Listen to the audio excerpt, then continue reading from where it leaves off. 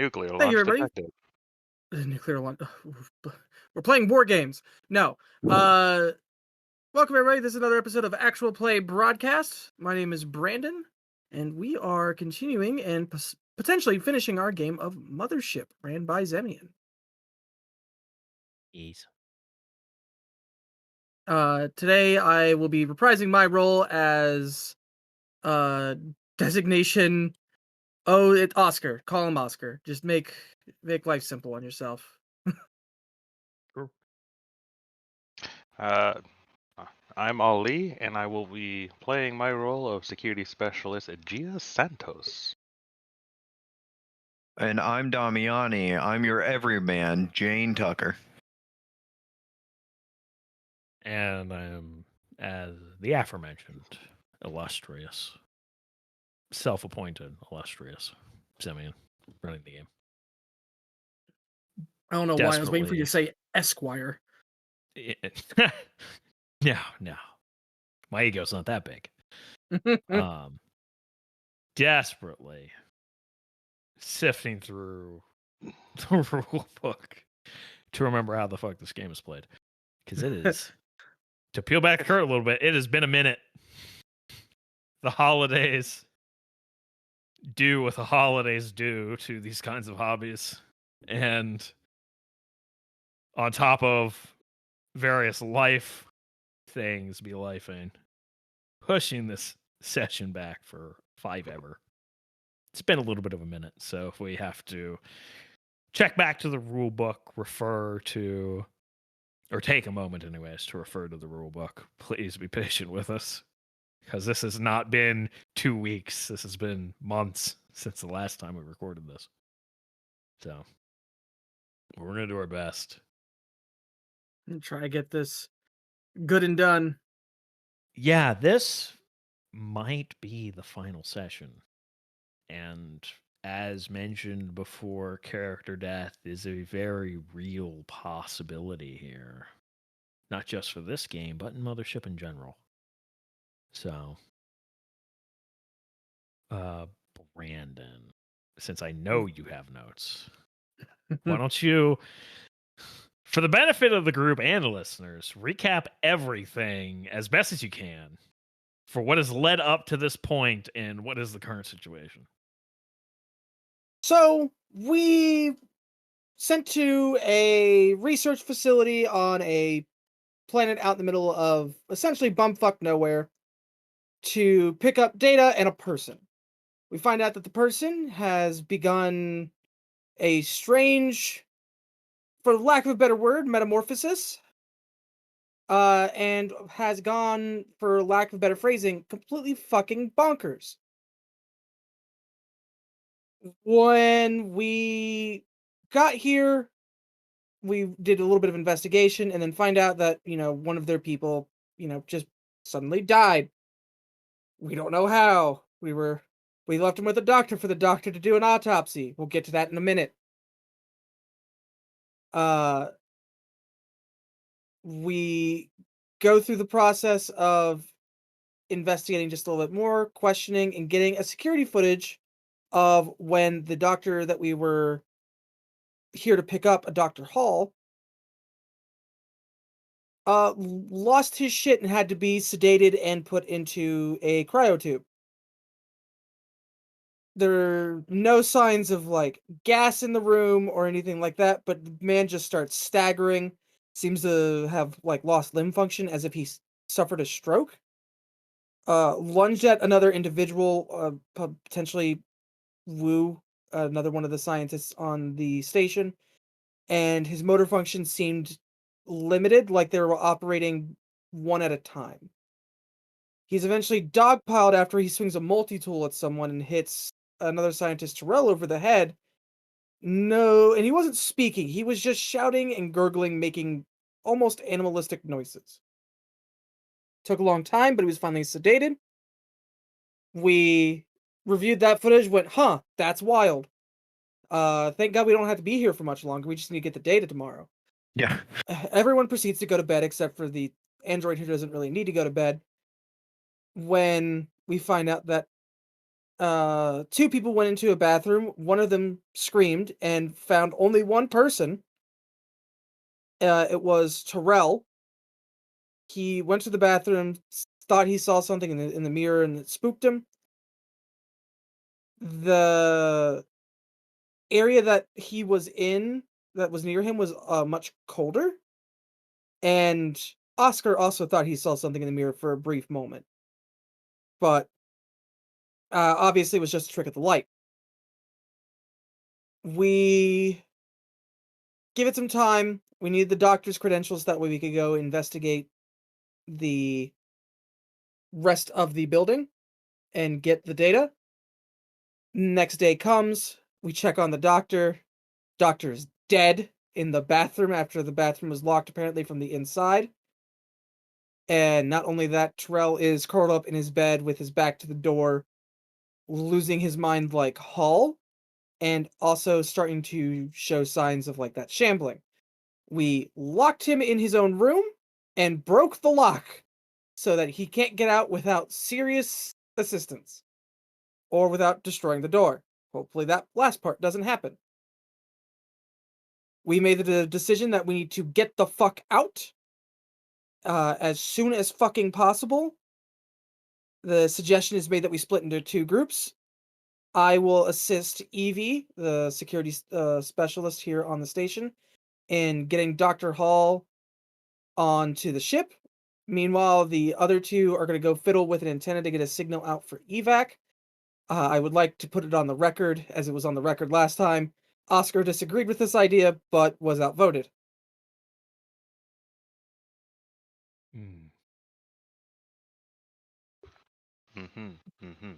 If anyone has any notes that So- say I forgot anything, feel free to let me To know. clarify the evac thing, you're calling for evac for all the scientists here, right? Because you can't take them yourselves, correct? Yes. Just making sure. That was at least the intention. That was clear. Because in case you forgot, you do not have enough hydrostasis pods for. We only have like Everybody basically. 13, right? Yeah, and most of them are full. So you could not take everybody if you wanted to. We have like enough room for, I think, the main person. Well, you have been working to get Dr. Hall's hydrostasis pod Okay. uninstalled from the hydrostasis bay here on the facility and moved to the ship, which is why you found the guy who killed himself with a screwdriver. Because he was supposed to be helping with that and nobody could get a hold of him. So you have access to the garage now. You could technically get the lift and everything required and do it yourselves. It's just going to take time. And is time something we have? Question. So, if I recall correctly, you all are in the medical 1 room that has the connected restroom with the dead doctor. You were having this discussion about what the plan is, and we're about to split up, as I recall. That is my understanding as well. So it was. I'm blanking on characters' names. Dami and Ali were going to the comm. Jane Tucker. Jane, and what was your character's name again, Ollie? Gia. So Jane and Gia are going to comms to get into the relay dish to try to repair it, correct? Mm-hmm. Okay. So you two are going over there. Evie And grabs. Yeah, Evie pulls out a blank, like, security badge, no printed image or anything on it, and holds it out for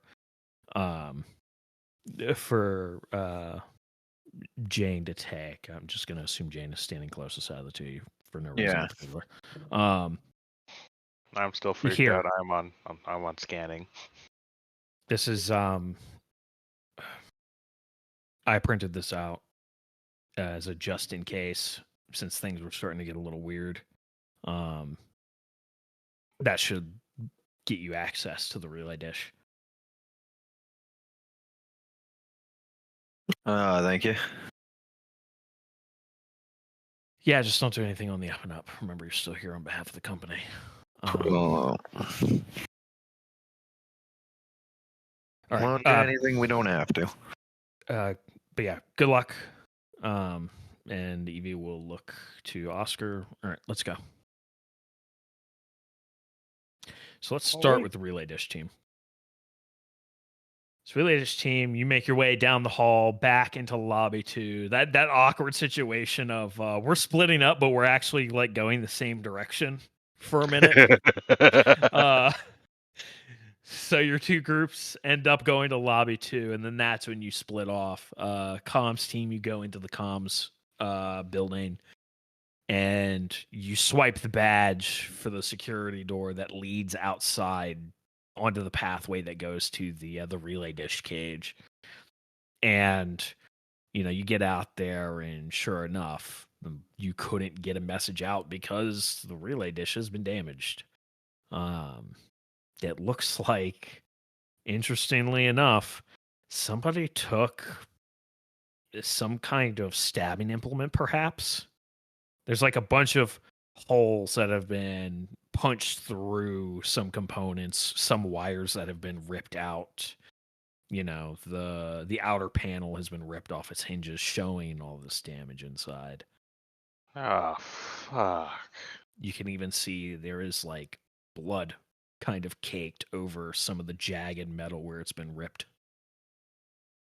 You think you can see like a broken off fingernail even kind of jammed in one of the circuit boards that has been ripped out.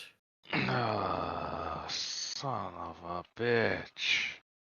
Damn, that's someone really wanted it. This. Fucking Gia's just gonna quickly go over towards the actual relay itself and start looking at the wirings and the holes and Well, here, let me take care of that. It's kind of my job. okay. And I will do an inspection of it. I Okay. have mechanical repair. Yeah, I won't really call for a roll for that. Okay. I will say the severity of the situation, the two of you are going to gain a stress. That's fair. Because there's been murders, there's been suicides, and now there's been sabotage. Dun dun dun. The Beastie Boys are here. Man, that's a bit of a dated reference even for this session. Old.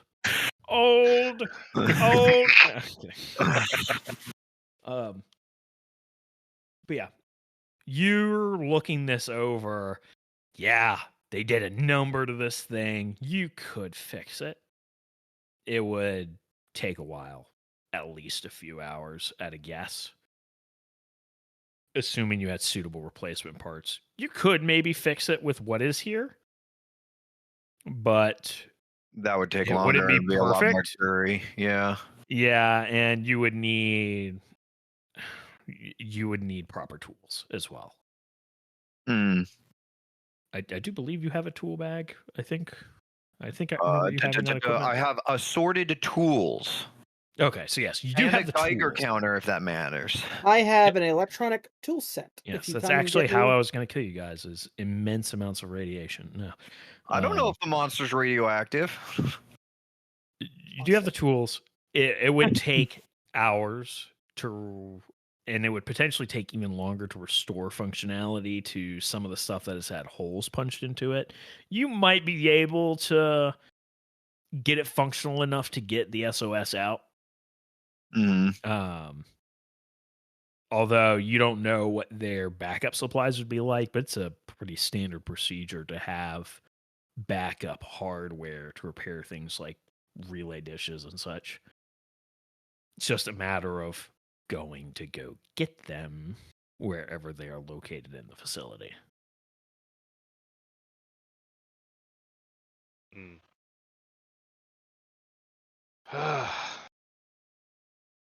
So, what's it looking like? Well, I've got some spares, but this is gonna take a while. Better part of the day. If we want to do doing a this little proper. quick, well, what if we, instead of doing proper, we do a little bit dirty? I think with how frenzied whoever did this is, as much as I want to do it fast, I think if we fuck this up, it only makes everything worse.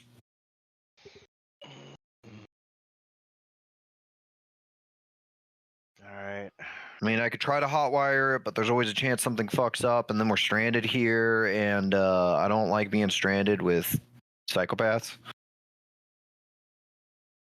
Okay. All right. Well, if we want to get this SOS, it's better to start now than start yapping about it. Yeah. I just, if a couple people could watch over me, I don't want to get ambushed while I'm working on this. Well, that's why we went as a pair, because that's You what know, I'll be doing. just in case you got to go do something else. I hope not. Oscar might need you for something. Speaking of Oscar, Yay. Oscar and Evie, you're making your way. Your plan is to go get the data, right? So we were gonna move the guy into the ship. That's right. Jumping steps. Guy in the ship.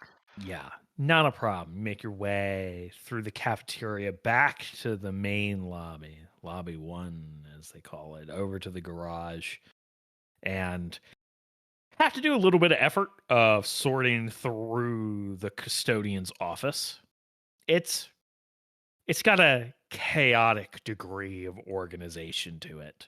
Everything certainly has a place, but the place definitely looks messy. But you do eventually find keys for the lift. And wait, you're a corporate synth. You've had the training installed on your brain to operate this lift. You are hydrostasis pod lift certified.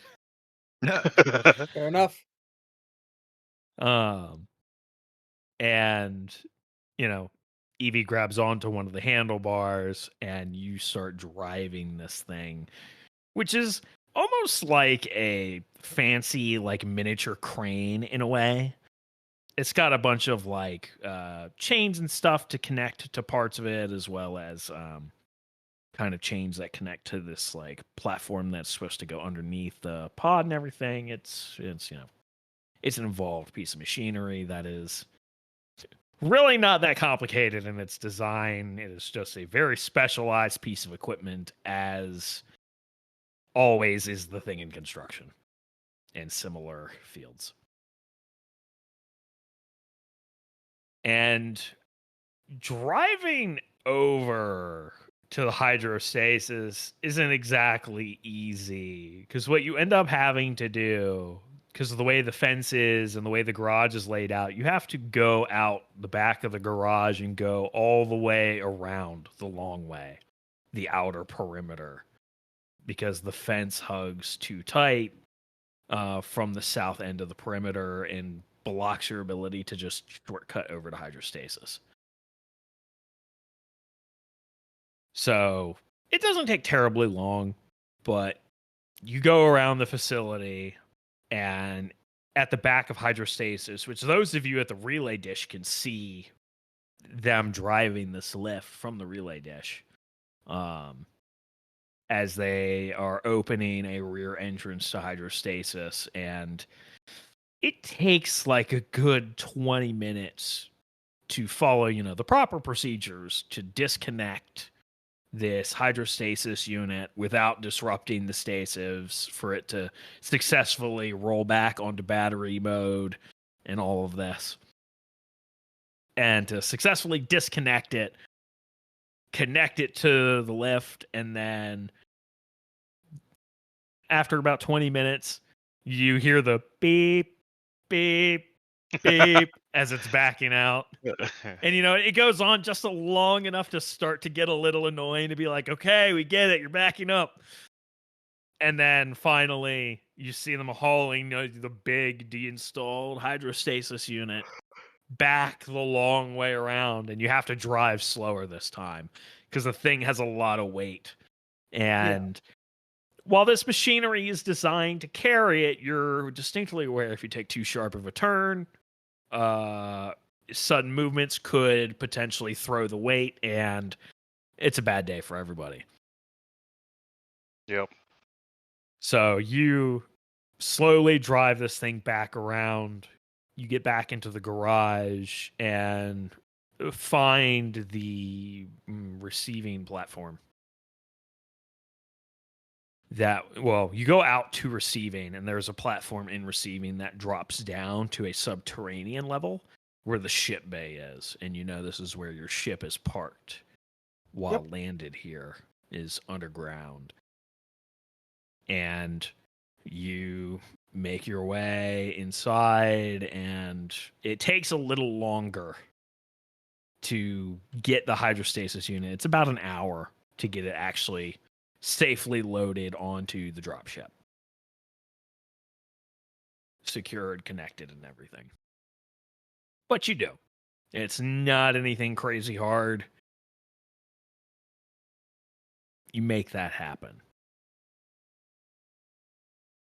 Over on the relay dish, the two of you are working away at that.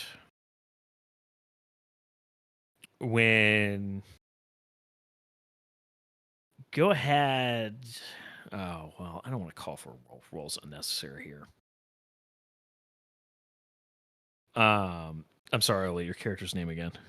Gia. Gia. My brain keeps wanting to say Gaia, and I know that's wrong. And It's spelled with a J, not a G. I don't know why, man. I just work here.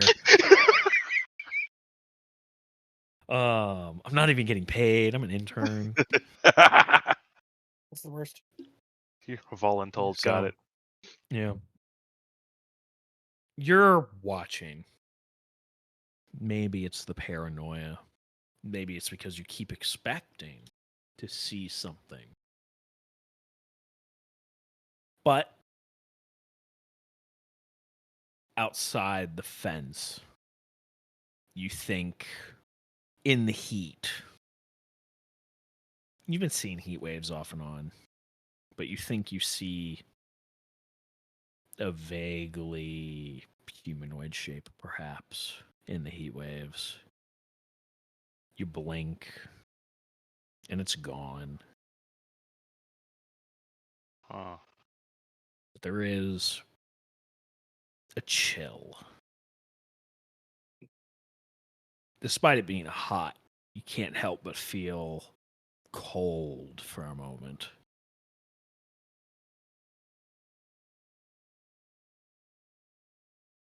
What direction did you say it was coming from again? Or at South, least on the other side of the fence, outside the facility. Just out amongst the rocks and brush. Hey, Jane.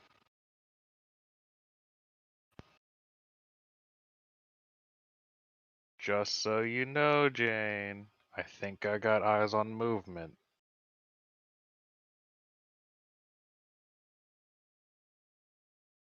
This is not looking good. We have radios, right? Or at least a way to contact each of the team members.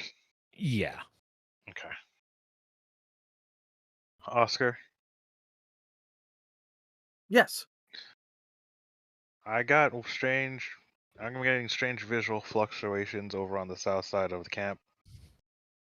Oscar, Be you're hearing garbled noise. Oh no. You're Gia, hearing like half of words. Gia, come again. You're breaking up. Similarly, Gia, you are hearing garbled noise. Son of a bitch. Contact south. Visuals impaired. Hopefully that goes through. Something about visuals in south. You're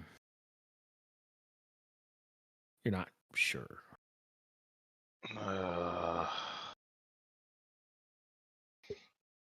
That's not good. How far in the process of getting this loaded up am I? You literally just finished. Okay.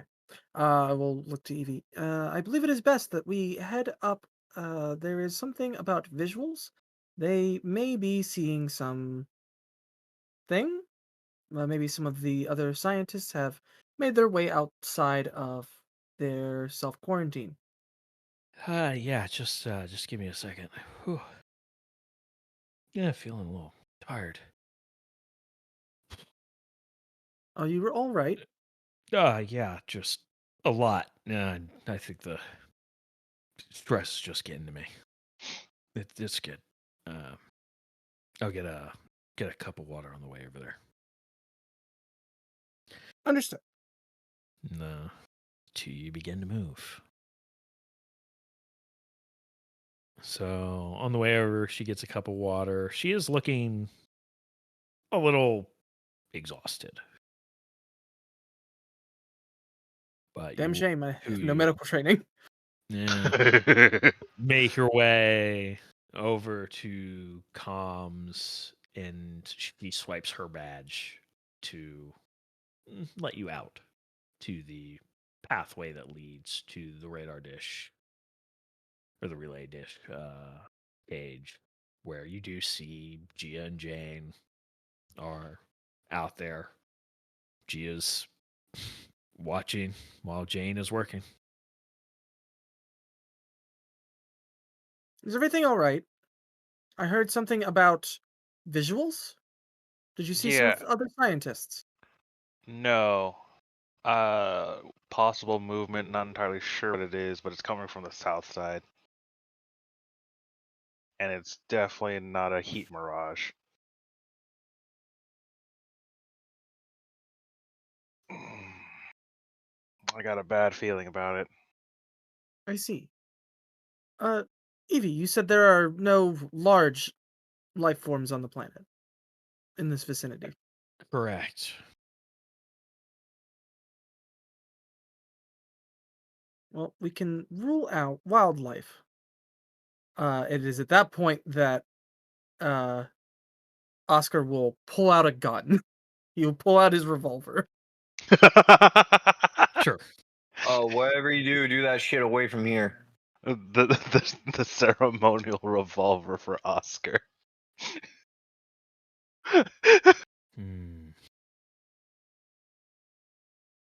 Something killed the doctor, and if it is scientists, they will need to be protected.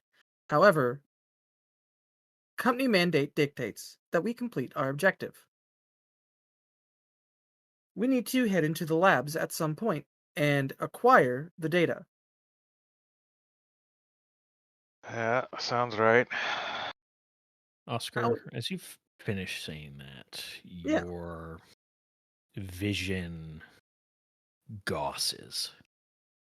The visual perceptions that your synthetic brain rely on warp and bend and discolor in a strange technicolor, sign that your eyes are malfunctioning. You instinctively, without missing a beat, do what every professional that needs to test something does, and you power off your eyes for a brief moment and power them back on. Just give them a quick power cycle. It seems fine now. Interesting. You all right, Oscar? It seems I am due for maintenance, is all. Squints.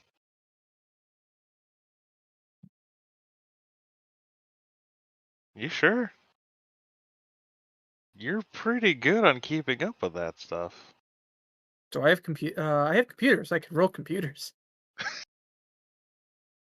Roll's not Uh, necessary. You are up to date. You do diligently stay up to date, but things happen. There have been known to be bugs. You're not perfectly designed. After all, you were designed by humans, and humans tend to be responsible for flaws in most systems.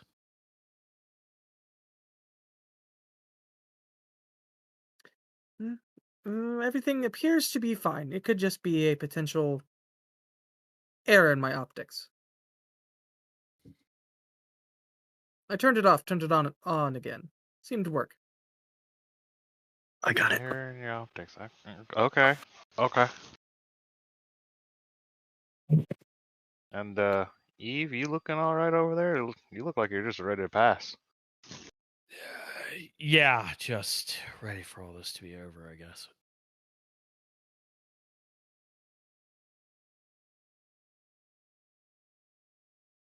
Well, are we just gonna wait for Jane here to finish their work, or do you guys want to make a run down to the labs for the data?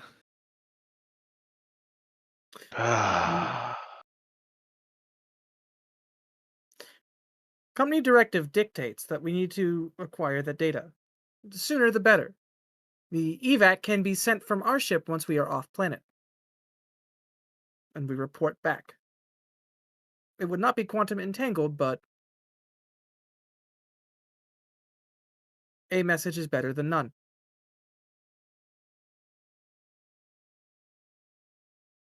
Right. Awesome. Jane, Yeah. did you bring your piece with you, or is that still on the ship? I did not come back in heat, no.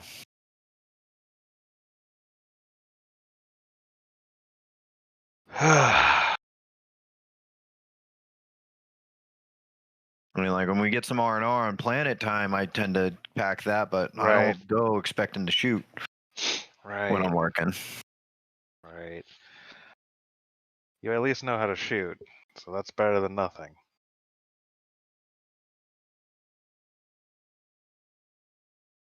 All right, Jane. I'm gonna go with Oscar. We're gonna go grab that data. I'm gonna leave my shotgun with you. At least you have something to work with in case you need to defend yourself from whatever the fuck's going on here. Well, I don't got eyes on the back of my head, so if we want this to get done promptly, someone else is going to be using that shotgun. Allow me I to can stay here, I guess. allow me to rephrase my thoughts here. I believe it best if the four of us abandon fixing the relay and make our way to grab the data.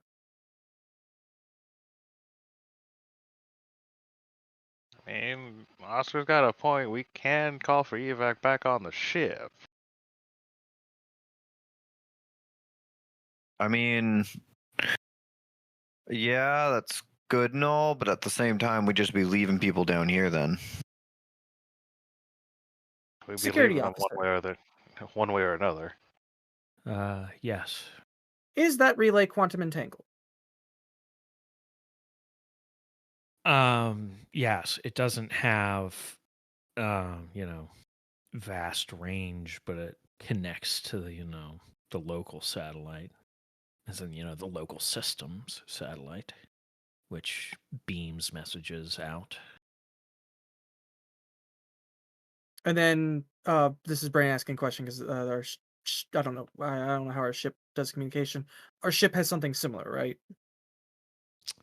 Essentially, like quantum entanglement for communication doesn't technically work the way most sci-fi things portray it as. So the way I'm handling it is it can do short range effectively. like instantaneous, relative short range.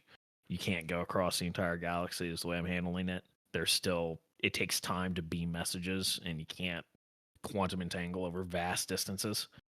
Gotcha. Which some people might be like, then why bother? Because I feel like it. It's inspired by like 70s and 80s sci-fi. Leave me alone. I just work here. This is Then literally the whole setup for just playing Mothership. Okay, leave me alone. yeah. And then Oscar will go to Jane and is just like, the amount of effort that could be spent on this could be spent on getting the data, getting on the ship, and then sending that signal from orbit.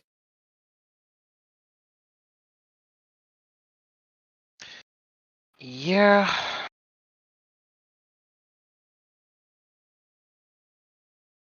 Yeah, regardless no. the reality of the situation is, unless you're going to stay here with them, you will end up having to leave people here. Okay. And the response time is going to be long. This is a setting where it actually takes measurable amounts of time for messages to cross solar systems to other solar systems. And it takes, potentially months or, weeks, depending on where you're jumping to with your ship. This is not a space opera where we hyperspace jump and we are where we need to go within a few minutes or whatever, or a convenient plot amount of time for the story to happen. This is very inconvenient, long travel times to the point where hydrostasis is actually worth the investment. Okay. No, we're definitely just need to get going at this point. Come on, Jane. Let's go. All right. I guess that saves me a few parts at least.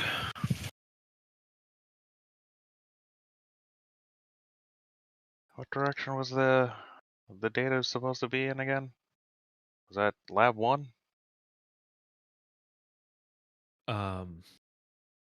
The data is going to be down in the xenoarchaeology research lab, more than likely.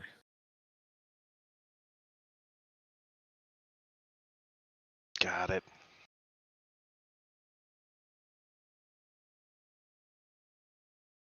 Got it. All right. Let's get a move on. Yep. You guys head back inside to the comms. You make your way to lobby 2. Evie pauses for a second, just says, just give me a second. I can, if you want to go ahead, I can catch up with you guys in a minute. Just go through that door there. And she points to a door labeled decontamination. And as she sits down on one of the couches here in the lobby. Does she look like she's exhibiting the same things we kind of saw with the guy we locked in a room? She looks a little pale. You can see that there's actually a couple beads of sweat going down the side of her face. Could have been it's just hot outside, especially in the uniform she's wearing, but she's not looking great. She's not been like struggling to move or anything, but she looks like somebody who is tired, perhaps sickly.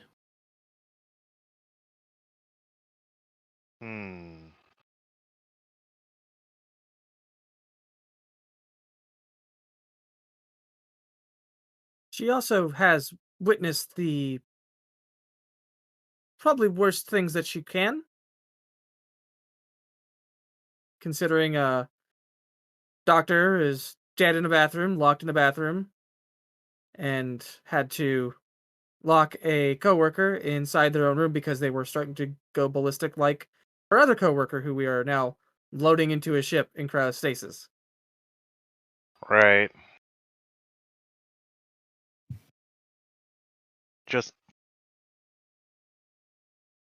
She is just getting a bunch of bad feelings about stuff.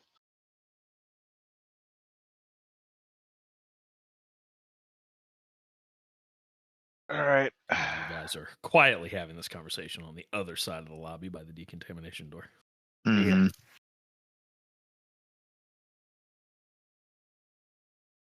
Let's get going. Hmm. Hopefully, it's not as bad as I'm thinking it's going to be. You make your way down a long hallway that has two turns in it, one right, one left.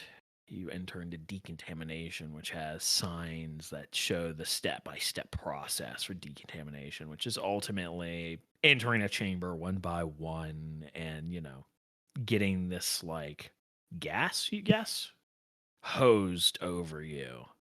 Loud and whistling and hissing. And it leaves this very strange sort of, not quite sticky, but this almost sense of like a thin, like vaguely damp film all over you as you come out on the other side. Can never get quite used to that. It takes like 5 minutes per person to go through this. Not exactly the most efficient decontamination, but effective, perhaps. Hopefully. You make your way through on the other side. The lights flicker for a brief moment.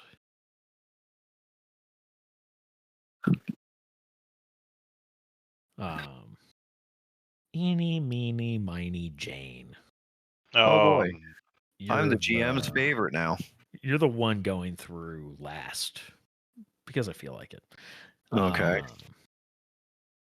As your decontamination ends, it hisses as it sucks out the last of this unclean gas, essentially. You think you hear something. Not quite a voice, maybe the approximation of a voice behind you. Turn. Nothing.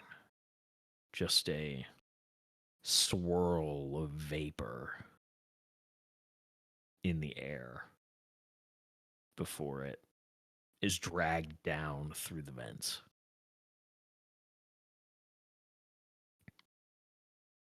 I'm ready to be off this fucking rock. Once we grab the data, we can I get it. leave.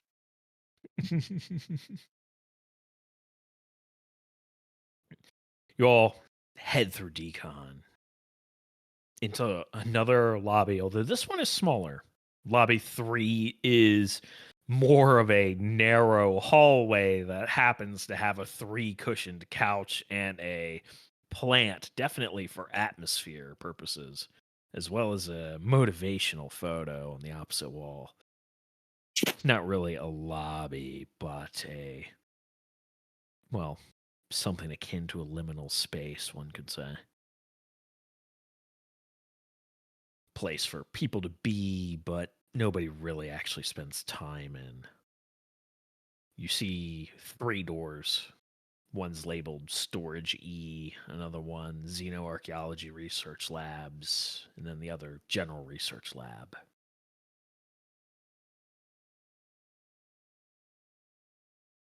Well, I believe we know which lab we need to head into.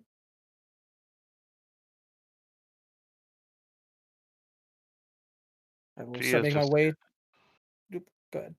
I was just gonna say, Gia's just gonna keep an eye out for just anything else, anything in general, as we move along through the room. The paranoia is now getting higher. You look around lobby 3. You think you catch a glimpse of something. you look back at the motivational photo that is framed on the wall.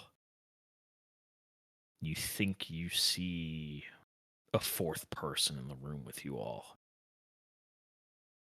You jerk, shift.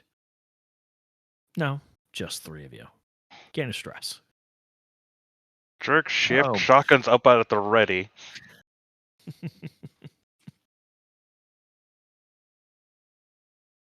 I suddenly feel very unarmed. I have a pistol. Your Sarah pistol. It's 12 rounds. Yeah, I don't think And it's ceremonial. Someone gave the robot a gun. That's why I said it's he ceremonial. has the corporate mandatory training downloaded to his brain. He'll be fine. Yeah, not ceremonial.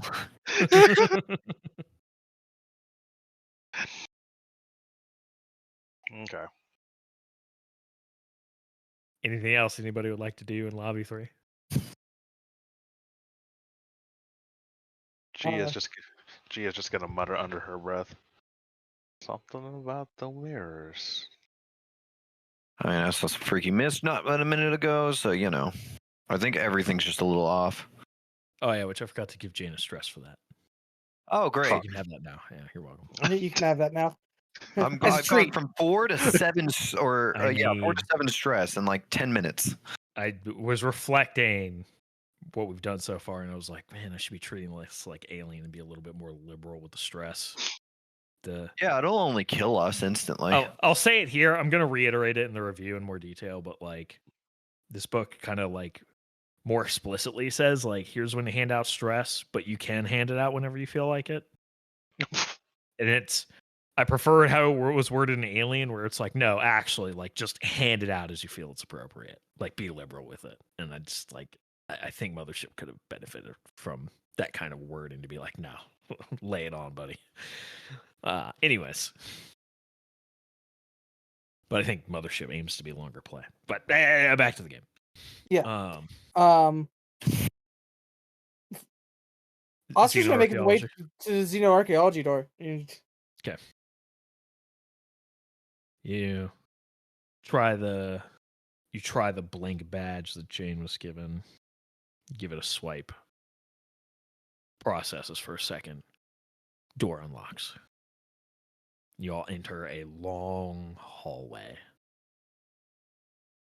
You're traveling down the hallway. The lights flicker again.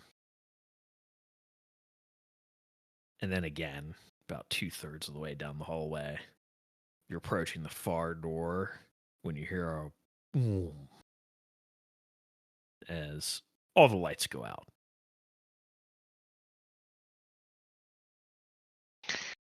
Unfortunately, these hallways are secure hallways. There are no windows. So it is currently pitch black. Flashlight turns on from Gia's helmet.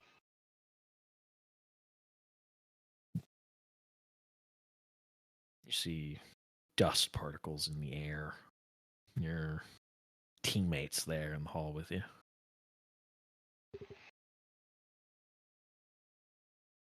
The light in the flashlight flickers for a brief moment. It's a chill run along like your hand.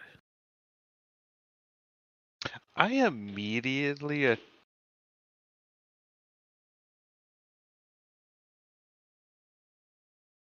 I apologize. I don't know if that's actually gunfire outside my apartment or if that's someone setting off fireworks. Might want to figure Actually- that out. We can pause for a moment. You can pause Yeah. for a moment. You absolutely Yeah, capable do what of you got to figuring do. We that can out. edit this out if need be. Distinction. Yeah, give me a second. All right, back at it. I've already marked Yes. the time. Okay.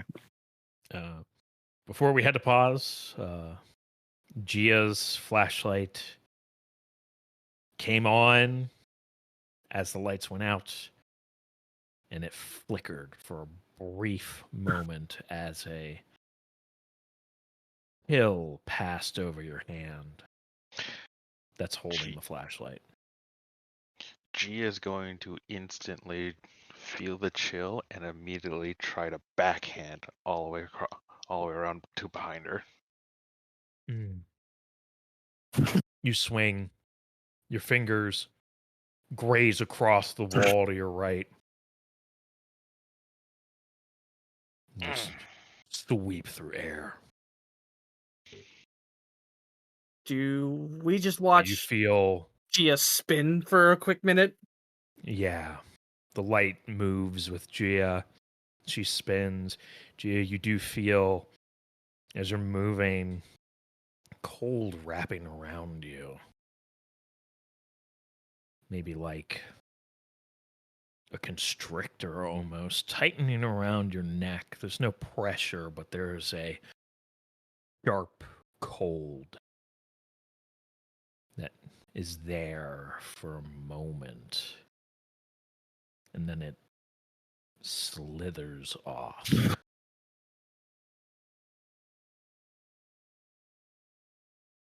Jane, Yeah. hands shotgun. Okay, buddy. I have a shotgun now. Isn't this yours? It is. And you're going to hold on to it.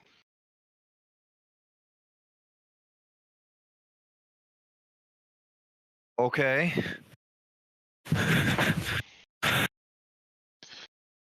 Oscar, can you see in darkness? Or in low I'm gonna light? take a point of stress. No, I cannot. Not without a flashlight. The shotgun does not make me feel safer. Okay. I'm taking point. We're moving down this hall.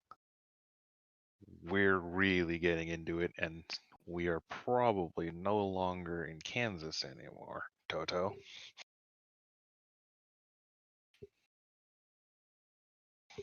I'm going to assume that was a joke. Make it darker, and you're on point.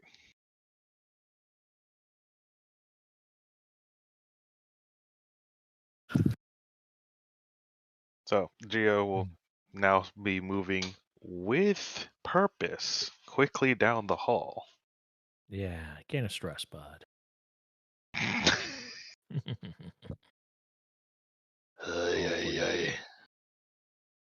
Ay, ay, ay.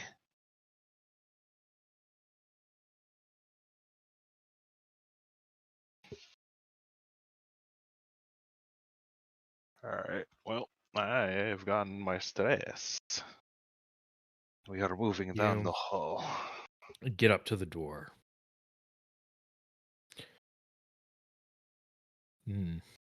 You try to open it.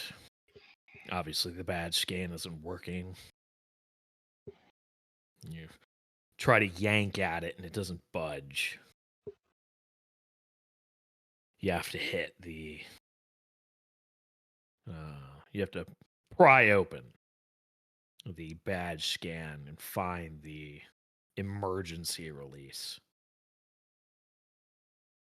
Well, Oscar, hold the flashlight. Holding. Pulls out crowbar. Now, where is the manual override? Yeah, you pop it open. You do recall seeing Evie pry open the panel to Terrell's room and locate that cleverly hidden little switch. You figure you hit that switch, maybe you can cause the locks to release. So you give it a little flip, and sure enough, you hear an audible thunk.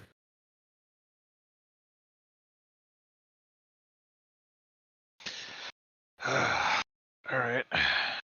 Got that. Let's see. And getting this door open.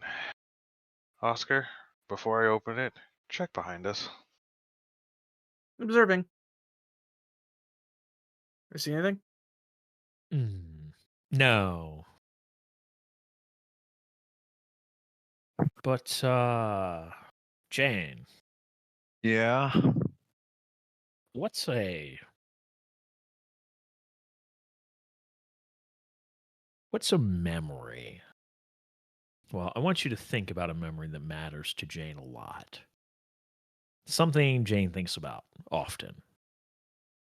I mean, that's easy, getting Evie from the adoption center. He loves that cat. For some reason, that memory is playing in your head. But there is something different. A confusion. A word salad almost. But no words to the word salad. It's almost like an emotional salad, perhaps. Patchwork of empty thoughts that feel like they're supposed to mean something.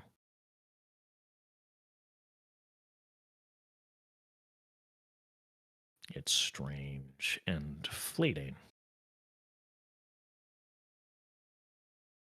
Oscar, the Wait. hallway is illuminated by the flashlight. There are motes of dust in the air. Your vision distorts a little bit. It gausses again, but a brief flicker. Although you do register a drop in temperature. It passes momentarily, though, curiously enough.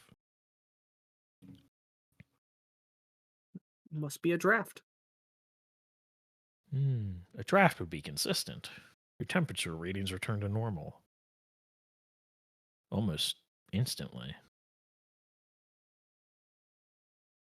My systems Oscar must and be Jane malfunctioning. gain a stress. Oh boy, I'm at 9 now. I'm I at- started at 4. I'm at 8. I'm just rapid firing this shit, bro. I think I'm at like 7. Yeah, I'm at 7. Holy shit. Okay. This is not fun. G is definitely far more on edge than she was earlier entering into this hallway. Because, Oscar, did you vocalize that you noticed the temperature change? Nope. Okay.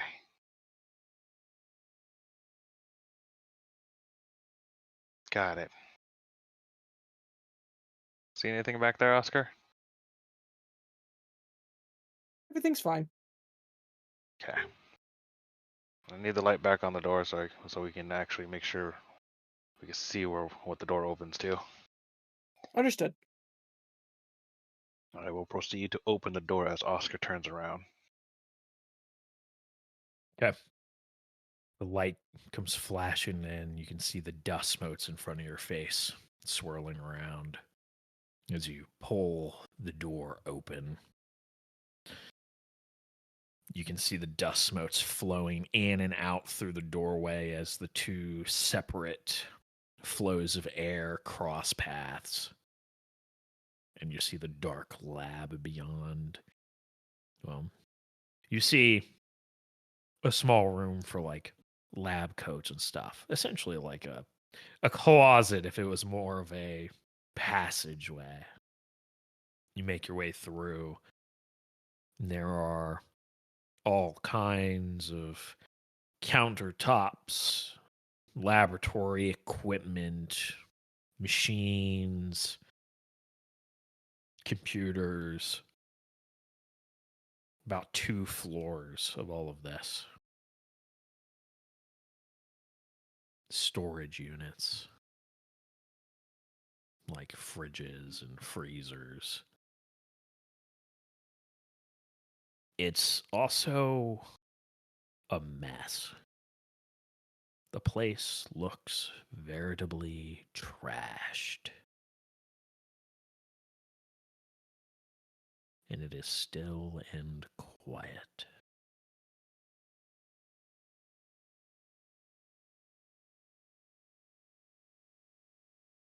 Papers and Broken glass litter the floor.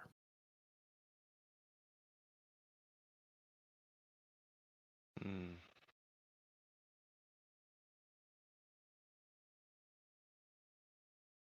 Geo will slowly start making her way into the room.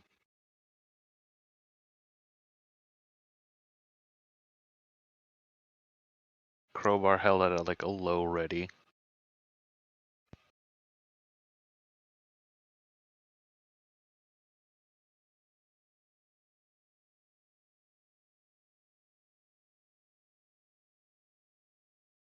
Oscar will follow.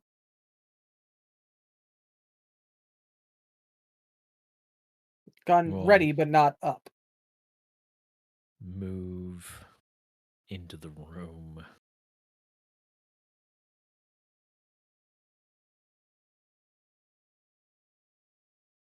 No immediate sounds or motion aside from the sounds of your own shoes stepping on papers.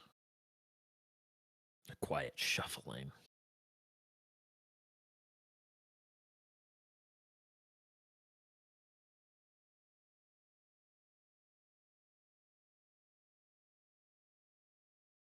Geo will take a look at some of the papers on the floor. As she kind of Mhm. takes a step closer towards one of the counters and crouches down behind it. Sure. 1 second.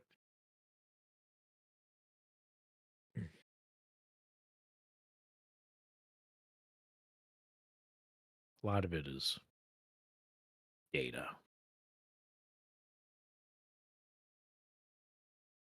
Some kind of charts measuring something you're not quite sure at a glance, but looking at the chart, something about output over time in relation to what you're not sure.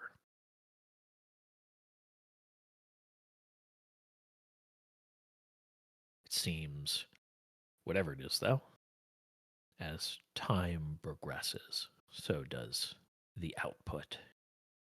But then you find another chart, and it seems the output increases at variable times of day and decreases at other times of day. Seems mostly at night the output is the highest, and during the day it's the lowest. But his values seem to compound as time overall passes.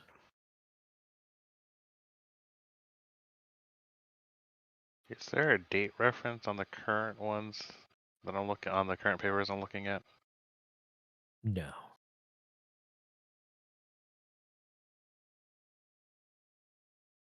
Huh.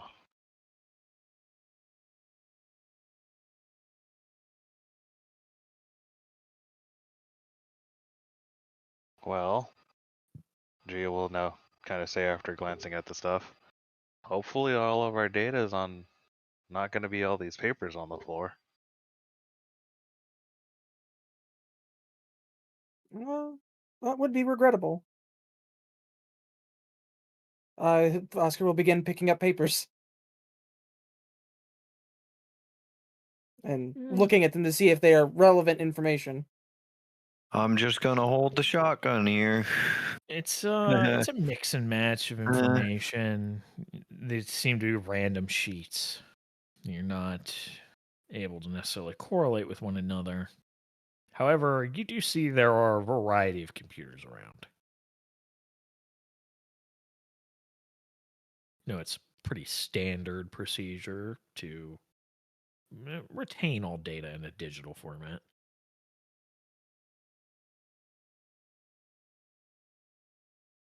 We would need to start data extraction. I have electronic tools.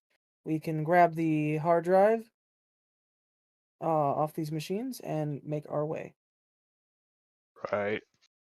As you're on standby, looking around, preparing to interact with one of these machines, you all hear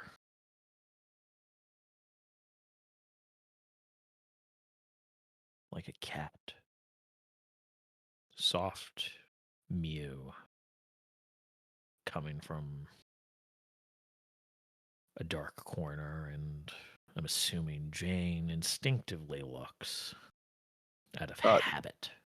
Yeah, I mean, he knows Evie's up in the ship, but between the weirdness that's going on and it being a cat noise, he's definitely going to look. Yeah, you turn, flashlight shine in the corner that you illuminate. It's a door marked elevator. No cat, though. Not that you see. So fucking weird. Guys, I'm hearing cats now. That is strange. Where? To be clear, you all heard the cat. We all heard the cat.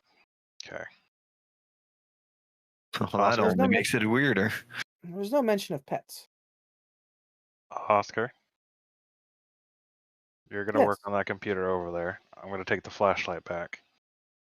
Here's a glow stick. Pulls one out from one of her pockets, snaps it.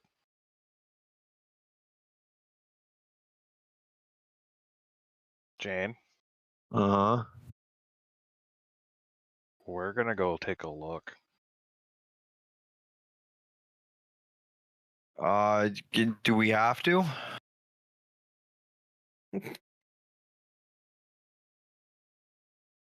This is some really too spooky for me, ship. I'm gonna be real.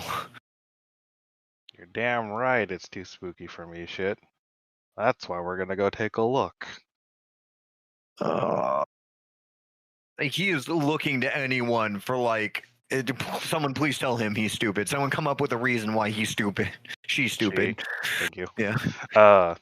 Jane's also going to, no, not Jane. Gia's gonna take out another glow stick from the same pocket, snap it, and toss it towards the doorway that we all came in from. Glow stick hits the floor. You can make out a boot being illuminated by the glow stick. Shines light in that direction. It's Evie, standing there, dazed, pupils dilate in response to the light. Oh no. But Jane's vocalized, by the way. Into it. Oh no. Evie? Turns her head to the right a bit, still staring into the light. Cocks slightly. That it can't be real. Take the shot.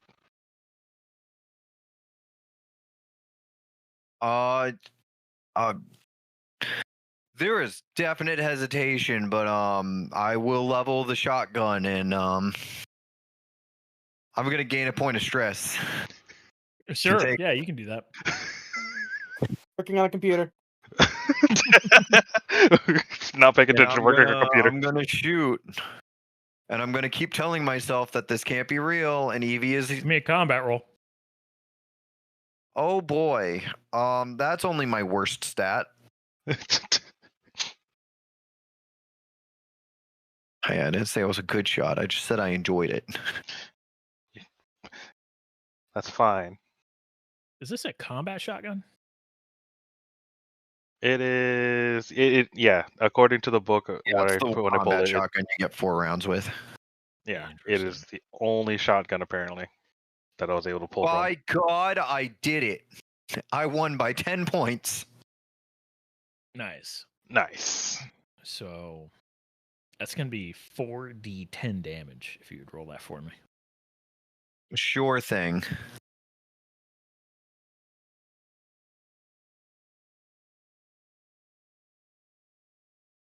That's not even a bad roll. That's not bad, actually. That's pretty decent. How much did you get? 21. Yeah. It's about average. It's You barely blast her. above it. Yeah. She goes down. Just goes staggering, falling backwards with a rasp as you punch around into her chest.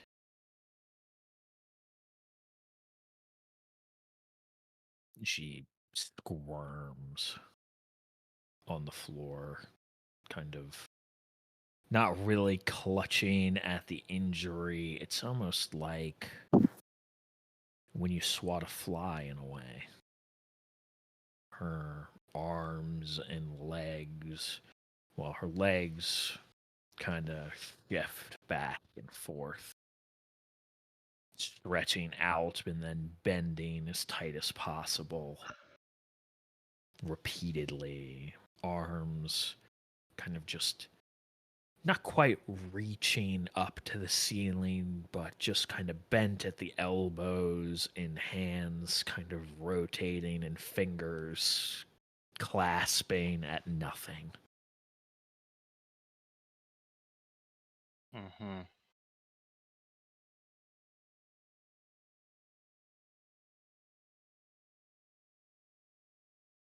She Gia's makes now this really focused. sucking noise of like sucking in air.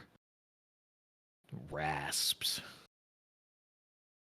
Starts making incoherent noises. Almost has like a cadence to it. Almost vaguely like a baby mimicking speech. Oh Jesus! I want to make sure we didn't Nonsense. misunderstand. It is cat Eevee, not human Eevee. I just shot, right? No, this is human Eevee. Oh Jesus Christ! Yeah, I you said it was forgot. a boot you saw.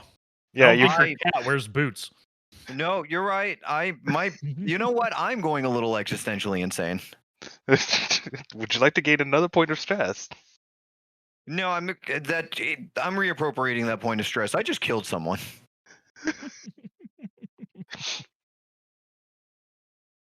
Um, Gia's gonna go over, not get close enough to the body, but is just gonna go over and just kind of overlook the body.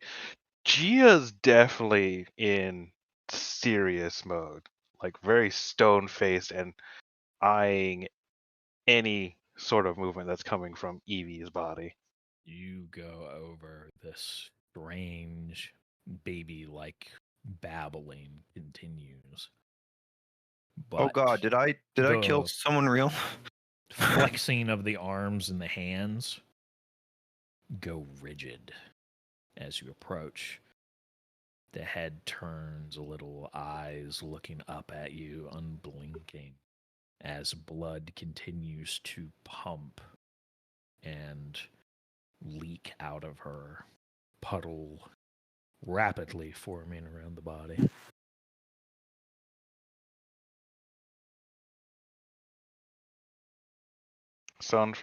Just stone face staring. Internally, Gia's more concerned that this thing is staring at her and has stopped moving as I got closer. Mm-hmm. Its babbling has paused as it continues to stare at you.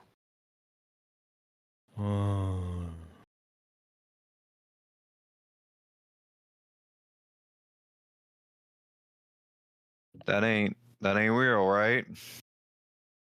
Gia just slowly shakes her head. Very, very slow movement.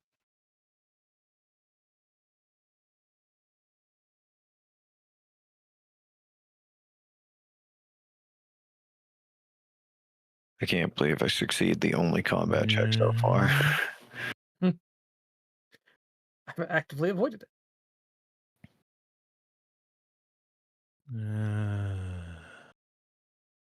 Oscar. Yes. Status. Have I got the hard drive out yet?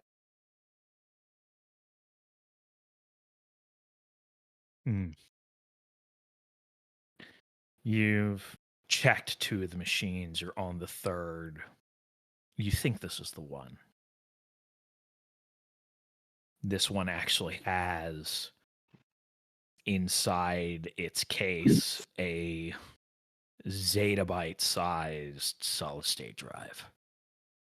This must be the one that they store all the backups on.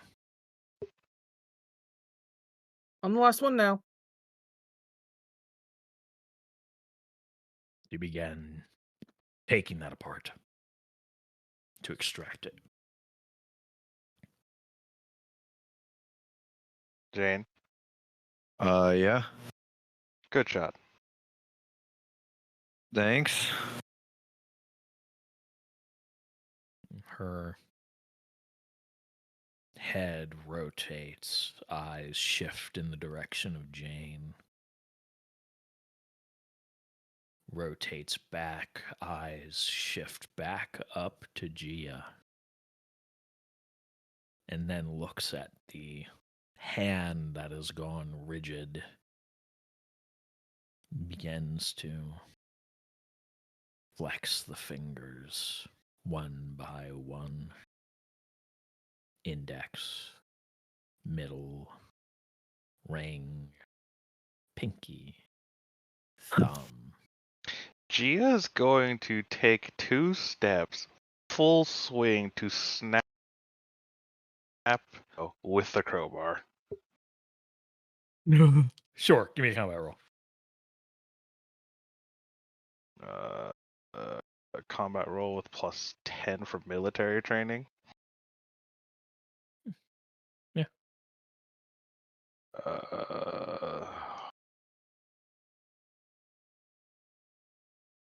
Oh no! Womp womp. Oh!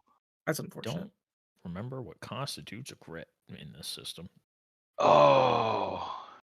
That's not even a crit. That That's is just real fucking bad, bro. that is a fail by Yeah. 4 multitudes. Well, you go to swing. The hand shockingly goes limp when you go to swing. And then you step to correct as you go to miss. Foot steps in a puddle of the blood, and you slip, going down to the floor. You try to catch yourself, and as a result, you sprain your ankle in the fall. Oh fuck. You are at a disadvantage for speed checks until that heals up. Shit. Oh Yeah. fuck. You are recovering, getting to your hands and knees, and you are but inches away from her face, her eyes just staring into you. Jane, however, you see her other hand is prodding at something on her belt. You can't quite see at this angle at the moment. Guys, it looks like she's reaching for something. Shoot her again. It's reaching for something. I will get up and fucking stomp the face. Combat roll? Yeah. Fucking let's go. Let's fucking go. Oh, thank God. Okay. That's 40 degrees. That's 40 degrees Yeah. of success. You stomp. You hear the crunch. The nose breaking. There's more blood now running out of the nose. You do see a pouch pops open by sheer enough finger finagling, and a hand awkwardly grasps around the handle of a small pistol, Oh, hell no. holding it very awkwardly, like thumb on the trigger, fingers kind of wrapped around in an awkward sort of way, holding the gun in this really strange, unnatural sideways position. Crowbar to hand. Give me another combat roll.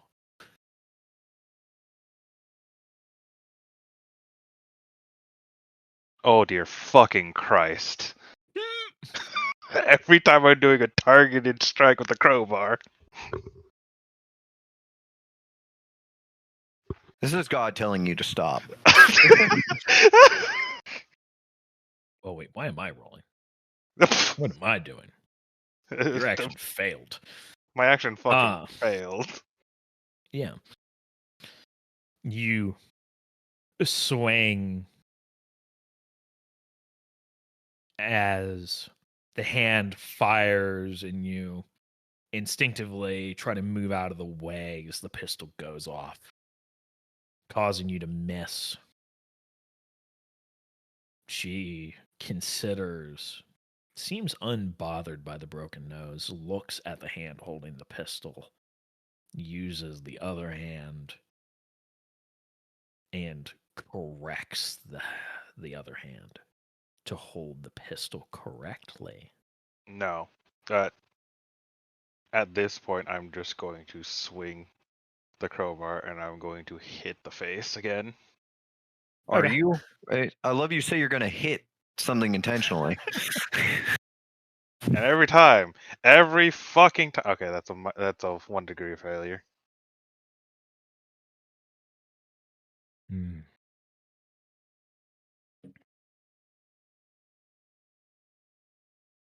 The head, you kind of scrape the edge of the head as you quickly realize the severity of what is happening. You don't take the time to properly aim, and you just kind of barely miss. And she just kind of points the pistol at you and pulls the trigger. Let's see if they can do it. Oh my Oh, God. fuck, they did. Our sleep paralysis demons are very aggressive. God damn, they are. I don't have a lot of different stats to pull from, so I guess I'm just going to use this revolver stats. That's a 1d10. Oh, That is 7 damage.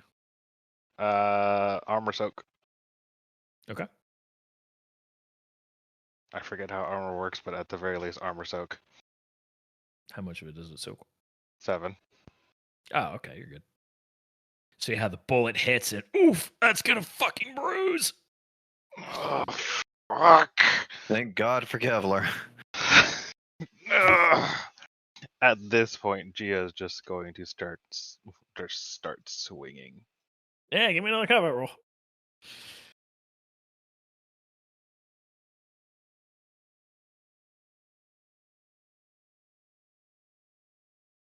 Oh, thank God. I was going to say, maybe if you swing wildly enough, you'll hit something. 4 degrees of success. All right, 1d5 damage.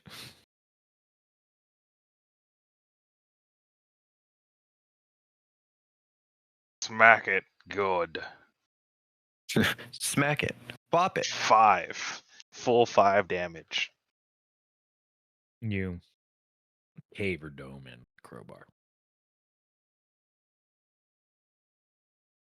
The body goes rigid. Spasms, twitches, and then goes utterly limp.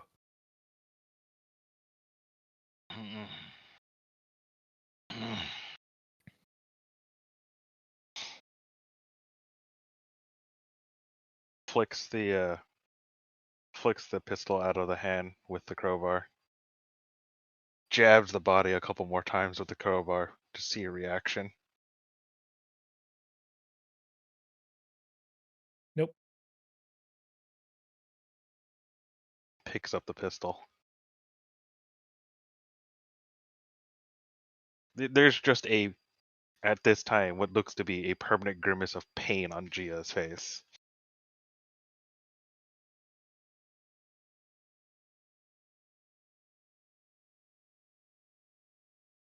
You okay over there?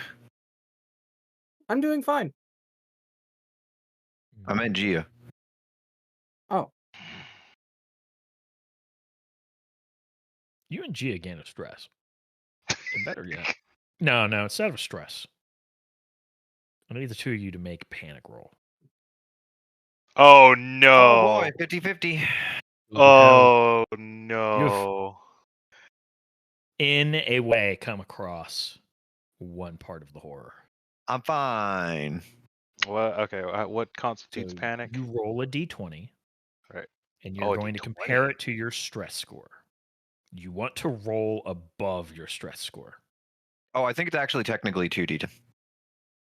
And Is no, it it's a 2D? d20. Oh, is it a D20? Okay. Yes. yeah.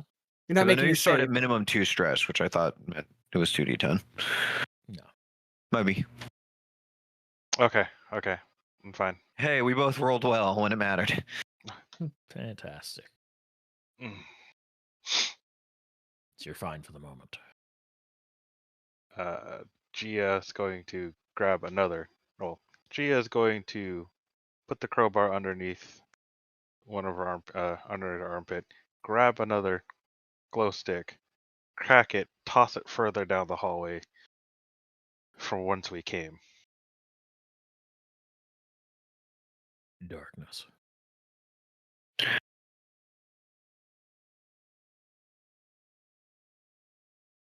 Jane, Yeah. glow stick further down the hall. Sure. And eyes on. If it goes out and then comes back, or if it just goes out, take a shot. Okay. Are you asking me to throw it, or are you saying you're gonna and you want me ready? I already threw it down the hall. If you see it go dark and come back, or you see it go dark, Oh, send okay. a round down the hall. Sure. Oscar, how you doing? Still extracting. Should be done here shortly. You're Got it. looking down the hall, Jane. Hmm. Can't help but feel the urge to turn around as you all hear another meow. Gia, who has the flashlight, will point it at the sound of the meow. You illuminate the corner of the room that has the elevator door. Could I possibly roll something to resist turning around, just keeping my eyes on the thing? Because I have somebody who handed me a gun tell me I need to watch that explicitly. Some really creepy shit just happened. Yeah. And also I'm fucking panicked out of my gourd. You know what? Oh man, 50-50 on this.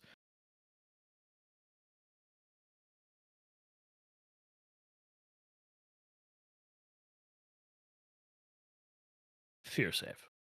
Oh boy. Yeah, it's more like a 25-75, guys.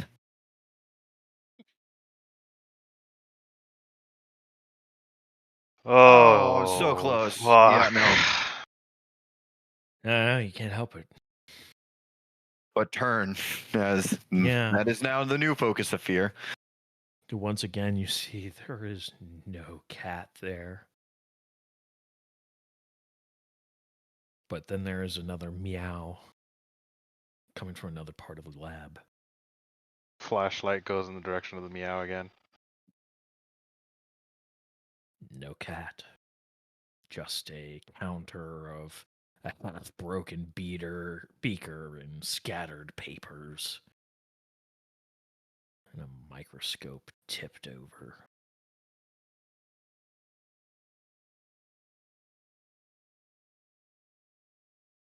It's another meow. Like in your ear, Jane. And cold, tingling sensation. Almost like it's brushing against you. It almost feels soft. Was that one also audible to the team? No, this one is quiet enough. Only Jane can hear it. Guys, Flashlight done. Flashlight now is beaming in the direction of Jane, not out of your face, but in the direction of Jane. yeah. Something brushes against the inside of your leg, Jane. I kind of jump back.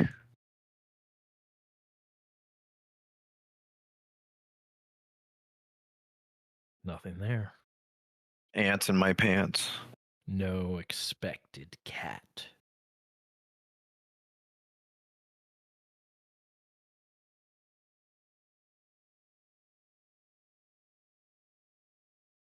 I do not like this. I do not like this. I do not like this. I do not like this. I just want to get back to the ship. I just want to get to my cat. I just want to go back to sleep. Gia turns back around to look down the hallway with a flashlight in the direction of the second glow stick that's been tossed further down.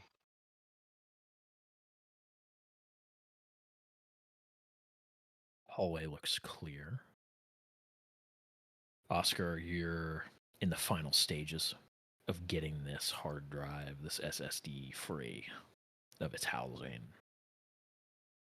When one light lights up in the lab, an up arrow over the elevator door.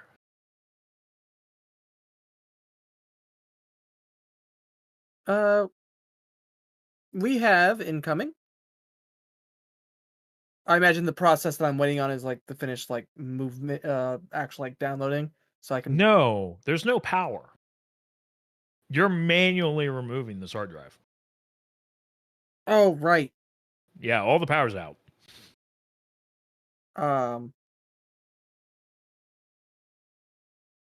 If we'd like to get this done faster, one of you is going to have to look at the elevator that is inexplicably on. Jane, we are Yeah, covering that elevator now. I'm covering. But what am I covering it in? Barrel of the shotgun. Okay. Throws the shotgun. God damn it. I'm not that stupid. Fear is an amazing thing. 100%.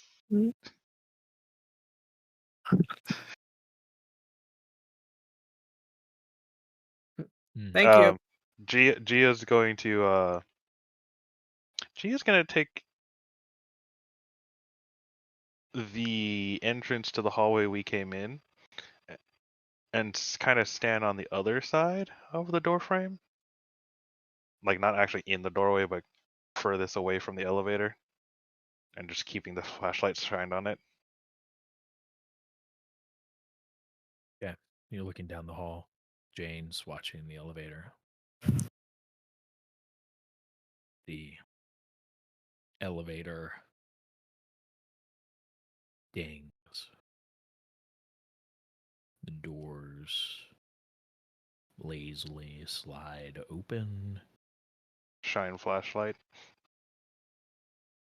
Light bounces back at you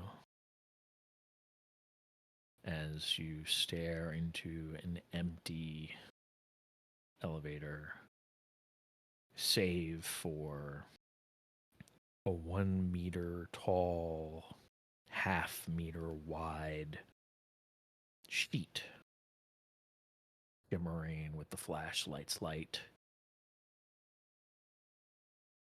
A mirror propped against the back wall of this lift. No. Mm-mm. Jane in the mirror. Well, both of you that are looking at the elevator. There's somebody in the mirror. It is not the two of you. It is not a shape you're certain you could identify as someone, but they are there. Mm-mm. I need you both to make sanity saves Oh no. as it looks into you as you're looking into it.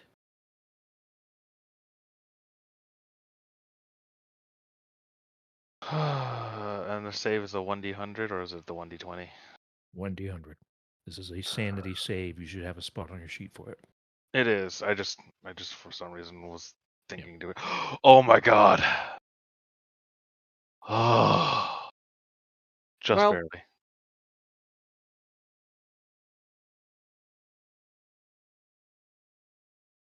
Just barely. Waiting on Dami. He rolled a 70. Oh. Weird. Oh, I was accidentally muted. I rolled a 70, which is above a 35. I failed. Yeah. You desperately try to make sense of what you are looking at. You are digging through your mind to find something you can ascribe to what you're looking at.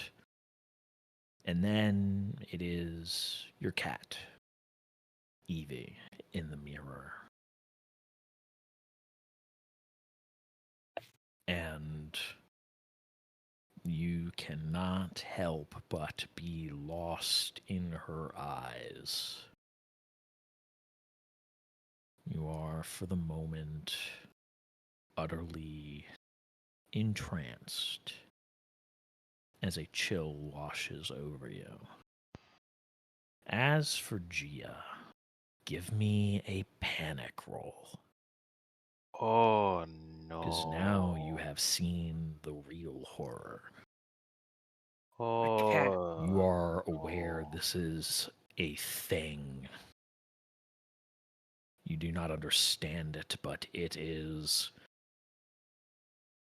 You're not even sure if you could call it an intelligence, but it is aware. Real quick. Panic is 1d20. Yes, Okay, I'm still fine still good. for the moment. But gain a stress, regardless. This is pain. Man, this sure went from like 12 to 5,000 real quick. Fuck. You're goddamn right. Oscar, you have the hard drive free. Excellent. I look at the mirror and I shoot it. Oscar, give me a sanity check as you aim your gun at the mirror, and you too see the thing, the presence in it, and your vision begins to gloss.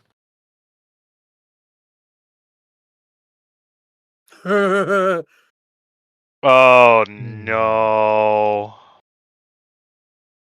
Yes, your vision gosses, your synthetic mind attempts to make sense of this thing in the mirror that is both there and not, is humanoid and not.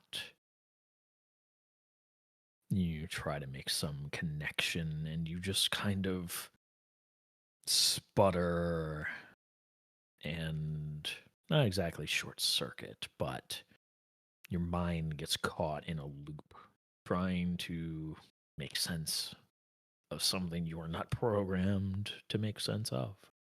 Yep. So you get to see Oscar raise his gun, and then you hear sparking. Oh fuck. Uh, Jane.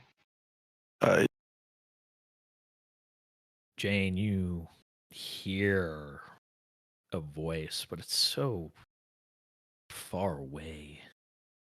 It's like hearing somebody with your head submerged underwater. A distant, incomprehensible thing. Evie is calling out to you. A soft, reassuring, but demanding mew for attention. Jane. I need you to make me another sanity save.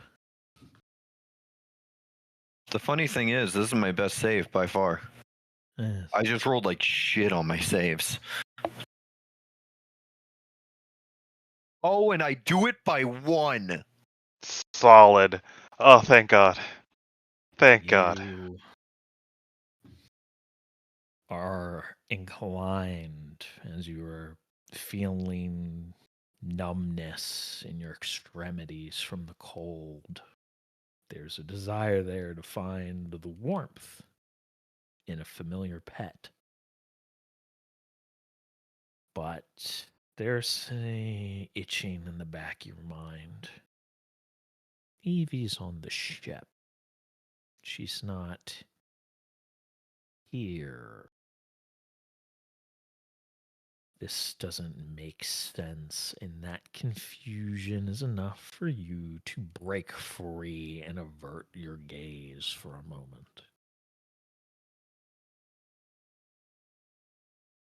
The cold begins to fade for the moment. Jane. Jane is like starting to lower the shotgun before he shakes his head and snaps back into it. Yeah, Jane. yeah. Grab Oscar. We're going. Is he done? You see Oscar frozen in place, holding a gun, pointing it at the mirror.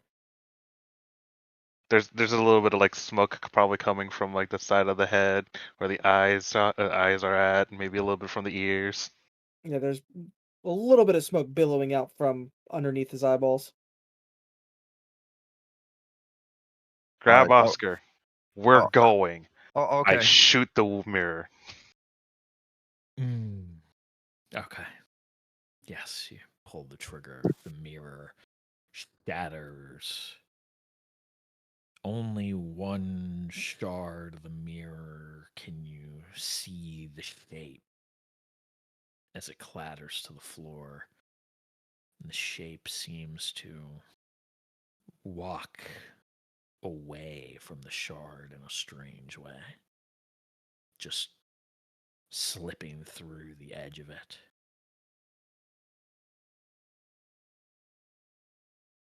You all begin to move. The elevator chimes behind you as the going down arrow lights up. You'll pass one glow stick. When you reach the further glow stick, the up arrow lights up.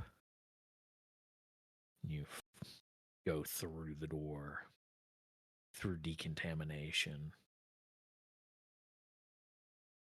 running as fast as you can. Let me ask you this. What's the plan? Are you going straight for the ship? Or are you going somewhere else? Job done. I feel like straight for the We ship. are leaving. Yeah, I feel straight for the ship is the way to go. Understandable. You all run. Oscar, having regained some of his senses, freed from the effect of the mirror, explains how to get to the lower level for the platform to raise the ship up. It's effort. You have to crank it manually with the power down. There are automated systems that can run on some backup power that you manage to crank on, and the ship raises up.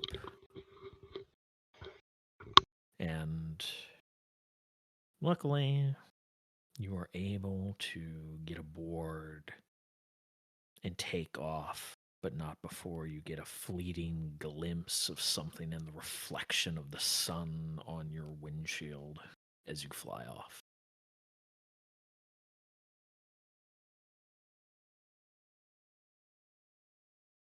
It's fine.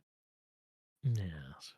You get back to your ship, leaving whatever is happening down there behind you, hopefully.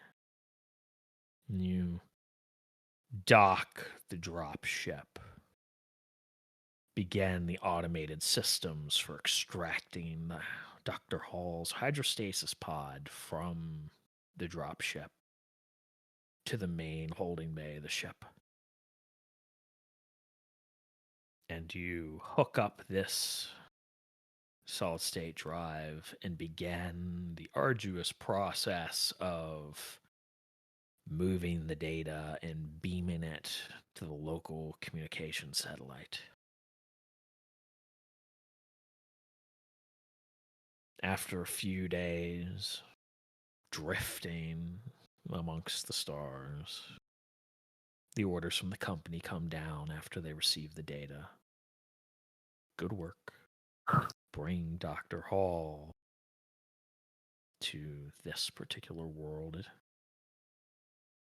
You will be paid your overtime in full and a small bonus. Your work is greatly appreciated by the company. And you have been cleared for a few weeks vacation time once you make it back.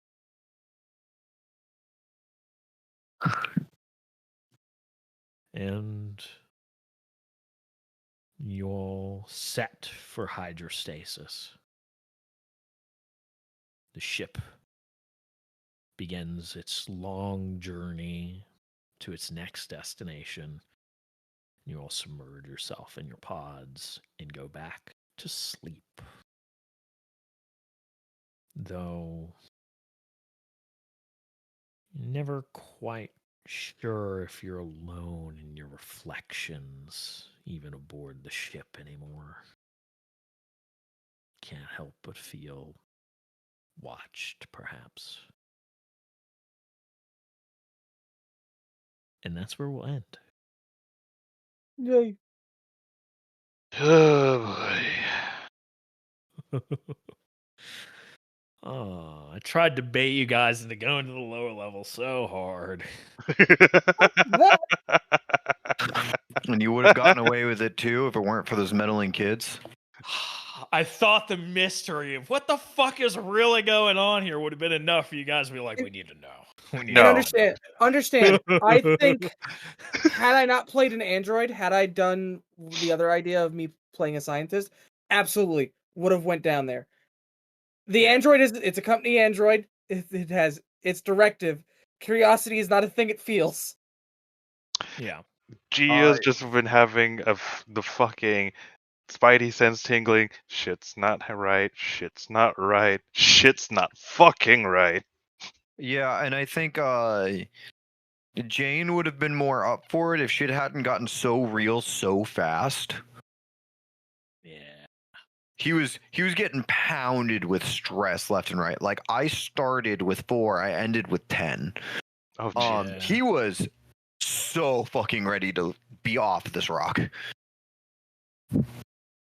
No, I think I did a disservice. Is like once we got to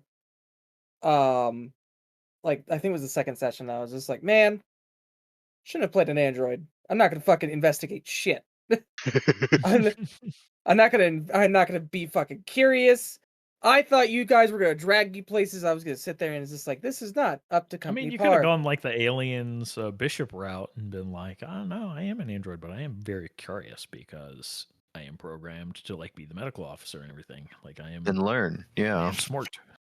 Yeah, and like that's not how I was playing the character Which is like fair. during the first 2 sessions. So I was just like, it's not right for me just to switch that. I wanted to stay So- true to what I started. I'm not sure if we had it on the recording. I think we did. But Brandon, you made a guess. You made a call that it was Dead Space. Yes. I think we can say definitively now that it was not, in fact, Dead Space. Weird Yeah. fucking mirror bullshit. However, there were some inspirations taken from Dead Space. Like I the mean- mutating people. A bit, yeah. Zach, I don't know if we've said this in a recording yet, but if it's you and body horror, it exists. And Dead Space is a big driver in that. I don't know which one of those came first for you, the chicken or the egg. Well, actually, that's a good question. That's even funnier. It was. Was it really though? I'm trying to remember. I'm pretty sure I played Dead Space 2 before I watched Alien. Huh. I was still like, I wasn't super into horror movies, but like Dead Space 2 I vibed with. It was just, it hit. I still need to watch And then I watched Alien and it just did things to my brain. Yeah, Yeah. Yeah. things that your players will have to live with for the rest of their waking Yes. lives. So do you want me to reveal the horrors behind what was actually going on here? I do. I am curious. Because, like, as a player, I kind of got a lot of the weird horror stuff. Mhm. And, like, my character's military. It's probably been through a few fights here and there, and it's probably had a couple nighttime adventures that would be like stealth missions, or at least being potentially attacked by stealth. A lot of that was just kind of like, something doesn't seem right. Something's there. I can't tell. And then all of a sudden, the weird shit. Yeah. Just the weird intuition of my combat senses are tingling, but I can't sense. I can't see the combat. So obviously this was a science outpost to study this world. This entire facility is built above a cave system, essentially, that belonged to some primitive alien species that had since died out. Interesting. The elevator is how you accessed that cave system. Down in that cave system, there are a series of like chambers and stuff for where this primitive species had actually like carved out homes inside the cave. Like you could see there were signs of like intelligent life used to live here type thing, and that's what they were here studying. And on one of the cave walls were impossibly complex designs for an obelisk, which you guys found the hint for the math for in Dr. Hall's bedroom. Aha. Yes. A impossible thing that could not possibly be built, but yet the math was there. Although the poor android could not figure out the math. Nope. The obelisk was not these primitives' idea. That's something the scientists figured out. This idea came to them from somewhere, and they were trying to figure out where, because that would indicate there was a second intelligent species around. So they were trying to figure it out. So they began to try to understand it, to maybe if we can reverse engineer this thing, maybe we can get some insight. Which led to Dr. Hall building it. It's a triangular prism with a three-faced pyramid at the top. Black, solid black, about 3 meters tall. Doesn't seem to do anything. You could Makes say some it's like sound. some sort of marker of alien life. Kind of, yeah. That's where the Dead Space inspiration came from. It's room temperature to the touch. Made no sound, no moving components, but there was definitely things inside of it that were too large to fit inside of it. And yet somehow it exists. Mm, mm. What was determined, and you would have found audio logs and stuff down in the cave had you investigated, because the scientists kept journals. And surprise, surprise, all the scientists were down in the cave at this point. This device is a bridge, in a sense. The problem was they thought this alien species was something terrestrial, something that existed in a way that we could understand. But no, it is alien in every sense of the word, in that it doesn't even possess physical body. It doesn't even exist in the physical world in a way we can understand. It only skims along reality like a thought. They could only be described as vaguely human, but that doesn't even seem accurate, because they were able to determine that they were skimming the mind, trying to understand and make sense. But ultimately, what they figured is that this intelligence, as they refer to it, ultimately destroys every race it comes into contact with in a desperate attempt to bridge the gap to the physical world, because it desperately wants in on the physical world. Oh. Yeah. That explains the whole weird baby-ish and kind of Oh, yeah. just weird observation. And It's literally sliding into the mind any way it can, because fun little thing here with the whole mirrors thing, and, well, the eyes are the window to the soul. oh yeah. It's the way in. And when they get in, they start poking around. They start kind of treating your brain like a keyboard. What does this do? What does that do? What's this sensation? So things like light and color are endlessly fascinating to them. That's why so many of them just sit there and stare. They're trying to parse it out. These are all sensations they don't understand, but they want to.